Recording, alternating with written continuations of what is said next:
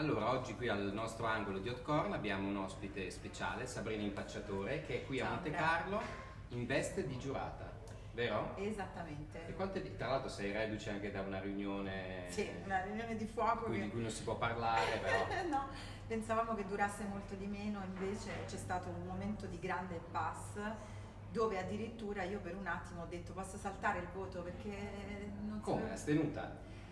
Avrei voluto astenermi perché mi ero incartata da sola, cioè, ero molto confusa, non è facile per niente. Ecco, infatti la mia prima domanda era proprio questa. Quanto è difficile, perché poi devi giudicare l'opera di un altro regista, altri attori, È cioè. una cosa per certi versi molto istruttiva perché ti insegna a guardare le cose con un occhio il più obiettivo possibile, no? Uno deve cercare di avere uno sguardo molto molto ampio, non solo quindi da spettatore, ma proprio considerare tutti gli aspetti possibili perché ti senti una grande responsabilità. Certo. E nello stesso tempo, siccome il concetto di commedia cambia di paese in paese e è un concetto, quello della commedia, che ha dei confini molto labili, no? Perché qui abbiamo visto dei film che addirittura sembrano quasi drammatici, ma in realtà lo Poi sguardo. spieghiamo perché ci sono stati film anche prodotti in Kosovo, Esatto, tedeschi, era quello che diceva esatto, pure Maggie Civancos prima, che esatto. diceva è difficile perché io sono spagnola, se quello ha un senso dell'umorismo diverso dal mio, come faccio a Esattamente, giudicare? esattamente. Quindi abbiamo avuto dei problemi rispetto a questo, soprattutto perché c'era qualcuno che diceva questa per me non è una commedia perché io non ho riso, e invece bisogna capire che ogni paese ha un suo senso dell'ironia, quindi per esempio magari in Kosovo quel film lì è considerato una commedia, Certo. non oso immaginare film drammatici. Però ecco, è stato molto molto difficile, molto, molto. Ma parlavamo con Ezio Greggio l'altro giorno anche del motivo per cui la commedia ha fatto tanta strada, tanta difficoltà a essere ammessa, diciamo, nel novero dei grandi. Però la vera domanda è perché questo festival non c'è anche in Italia, perché in Italia è la patria della commedia di un Infatti, certo tipo. ma bisognerebbe dire ad Ezio di organizzarne Esatto, facciamo una versione anche tipo in in Italia. Ma tu dove primavera a stai Monte guardando? Scusa Carlo. Andrea, tanto Ma per no, capire. così Così vedo il mare, sì, al c'è mare, una barca anche laggiù. Beh, una barchetta. Esatto. Secondo me, allora, primaverile, Cioè, noi certo, l'abbiamo potrebbe essere una inventata buona questa cosa. collocazione. Noi veniamo dalla grande tradizione della commedia all'italiana, che Cioè i purtroppo francesi hanno studiato Monicelli, Scola, Risi, Nanni esatto. Loi, Tra l'altro siamo in Francia penso che immensi. Dino Risi sia considerato più di quanto è considerato in Italia. Ma come moltissimi nostri maestri, moltissimi. Io ho vissuto un paio d'anni a Parigi, c'erano dei cinema che dedicavano delle retrospettive a Fellini, ad Antonioni, cose che noi non facciamo, e per me questa è una grandissima lacuna. Come possiamo noi non onorare i nostri maestri che ci hanno tra l'altro resi di grande ispirazione nel mondo? Quindi veramente non lo capisco, però il Festival della Commedia secondo me, infatti Ezio l'ha creato con Monicelli, non a Esatto, caso, sì, no? sì. È un festival necessario perché in realtà la commedia, che viene considerata un genere di serie B, è il genere più amato dal pubblico. È E che è anche molto difficile da fare, poi in realtà si dice a commedia, però se sbagli la commedia, cioè, Sì, no, se sbagli dopo la 10 commedia non minuti c'è è finito niente il da film. fare, ma anche dopo 4 minuti. E io infatti quando interpreto una commedia io la affronto come fosse il più drammatico dei film. Ho un approccio proprio molto. La commedia è una cosa che va presa molto seriamente, molto, Sì. molto seriamente. Ecco, questa è una bella frase, la commedia è una cosa che va presa molto seriamente. Perché è vero. Esatto. Senti, invece il festival arriva dopo 2 rinvii. Quanto è importante essere qui dopo 6 mesi passati con le mascherine? Abbiamo ancora le mascherine, stiamo facendo una fatica incredibile. È una missione quasi, io mi sento in missione. Penso che sia necessario ricordare a tutti e anche a noi stessi che noi dobbiamo continuare a vivere, non possiamo, cioè ci siamo già resi conto con il lockdown che abbiamo rinunciato a metà della nostra Sì. esistenza, e il risultato è che c'è stato un altissimo aumento dei suicidi, e quindi sicuramente per il crollo dell'economia ovviamente, però anche perché se uno non riesce a nutrire lo spirito attraverso la condivisione, attraverso certo, la collettività, la comunità è troppo importante e tanto importanti lo hanno dimostrato perché Netflix ha esaurito tutto il suo materiale nei mesi del lockdown. Tipo supermercato con gli scaffali. Esatto, esattamente, c'è stato un saccheggio e quindi è stato proprio dimostrato che in realtà il nutrimento dell'anima è importante tanto quello del corpo. Altro che mens sana, sì, anzi proprio mens sana in corpore sano, quindi la commedia è uno di quei generi che aiuta ad esorcizzare le nostre paure. E per questo infatti i grandi maestri della commedia all'italiana prendevano come spunto la società contemporanea con dei temi drammatici, guarda la Grande Guerra sì, addirittura. Riuscì a fare un film. Esatto, infatti a me viene da inorridire se penso che qualcuno ha sollevato una questione proprio sul film che sta per uscire di Ezio, che è ambientato durante il lockdown, e c'è stata la polemica, ma niente di più stupido perché la commedia bisogna, la commedia è terapeutica, la commedia è necessaria per avere uno sguardo ironico sulle cose che ci fanno più soffrire, altrimenti siamo perduti. Sì, esatto, altrimenti non vale neanche la pena ma poi uno le cose le fa con rispetto, proprio. Certo. Cioè, chi ha lavorato in questo film ha vissuto questo trauma collettivo, noi siamo vittima di un trauma psicofisico planetario ed essere qui penso che sia eroico perché qua non si è presentato quasi nessuno per la paura, per tutte le restrictions, le restrizioni, i tamponi, insomma. Però il segnale anche sta mascherina, il segnale va dato e devo dire che questi giorni in sala io mi sono emozionata tantissimo. Innanzitutto mi sono emozionata nel vedere questi film che sono stati girati prima della pandemia e anche quindi, quello cambia la percezione della visione, perché uno adesso guarda le scene nei bar e dice ma no, ma non c'hanno la mascherina. Io provavo un'invidia in realtà. Ma io non l'ho pensato non c'hanno la mascherina, io ho pensato quanto mi manca la vita vera, non vedo l'ora che torni indietro e mi ribellerò con tutte le mie forze a questa vita qui. Preferisco morire di un virus piuttosto che morire di non vita. Io ti giuro, io se muoio di Covid o di qualcosa bisognerà morire, no? Sì, alla fine sì. Cioè io poi credo tantissimo nel destino, quindi piuttosto che morire magari di incidente stradale, no?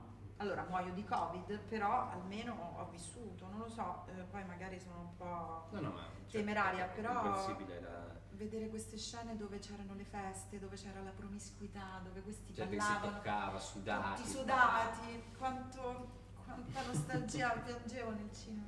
Però si può andare al cinema, cioè con la distanza, perché no? Sì, io non mi sentivo minimamente in pericolo. No, infatti, e le sale erano quasi piene. È più sicuro del ristorante poi in realtà. Altrettanto, ma come il volo, io per venire qua ero seduta accanto a delle persone, non c'era neanche la distanza di sicurezza e quindi non vedo perché per il cinema ci dovrebbe essere o dovremmo avere paura. Esatto. Senti, il cinema è ripartito anche sui set, cosa hai fatto adesso? Io appena sono tornata, perché stavo negli Stati Uniti, sono stata 6 mesi negli Stati Uniti e ho vissuto anche il lockdown negli Stati Uniti e ho fatto tutto lì. In California, a Los Angeles, vicino a Los Angeles. Il documentario Lockdown all'americana. Esatto, sì. E sono tornata, ho fatto i 14 giorni di quarantena perché mi sono autoisolata, mi sono fatta dal 10 al 25 agosto a casa da sola, ultimo piano, nel cuore della città, un caldo, ma una cosa non lo dimenticherò mai. Una missione così. E poi ho iniziato a girare il 27 e ho girato, in realtà sono una Coliandro Girl, non so se conosci questa serie con Giampaolo Morelli. Io e Giampaolo ci vogliamo molto bene, è uno dei miei colleghi preferiti. Tra l'altro ho visto che su Instagram hai scritto anche che ti dispiaceva lasciare il personaggio. Ah, wow, sì, bravo. Sì, perché questo personaggio, sai quando tu leggi una cosa e pensi io devo farla? E mi succede molto raramente, molto raramente. E questo era un femminile che io sentivo assolutamente di voler raccontare, perché è un femminile che racconta una donna forte, idealista, che persegue a tutti i costi la sua missione, e, al di là dei ruoli di madre e moglie che però non sono contemplati, quindi lei è una giornalista d'assalto di Malta, quindi ho dovuto... Ho dovuto studiare per esempio il maltese, ero a Los Angeles e facevo Zoom con una parrucchiera maltese. Sì, com'è il maltese? Difficile? È difficilissimo. Dici qualcosa in maltese, dai. Adesso ho dimenticato, però ecco, è un po' così che hai un po' tipo... sembra quasi arabo, un po' di russo e anche qualche volta inglese. È un accento veramente affascinante che mi ha cambiato anche i pensieri. Che bello, ma quindi facevi Zoom con la parrucchiera maltese? Io facevo Zoom con parrucchiera di Malta, 20 minuti, 30 minuti. Lei parlava maltese? Lei parlava italiano con così, queste inflessioni. sì. Okay. E dopo io entrata in questa musicalità e ho fatto wow. E adesso non esci più. Ora no, è intrappolata.